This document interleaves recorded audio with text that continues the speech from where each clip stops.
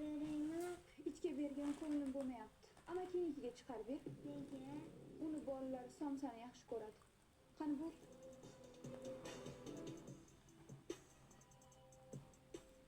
Aka, ovora bo'lmang. Ya, ovorasi bormi? Bu shirinlik, bu somsa. Boya jiyan olib chiqqan aka. O'g'limmi? Ha, o'g'ling. Kelinga rahmat. Ilinib chiqaribdi.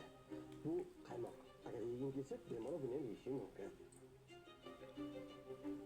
Aka, shu somsani uyda yesam-chi, ha? Farqi yo'q. Qayerda yesang ham. Ha dadasi, yaxshi keldingizmi? Akam somsa berib yuboribdi. Somsa yeymiz. Kecha ham somsa, bugun ham somsa ekan-da.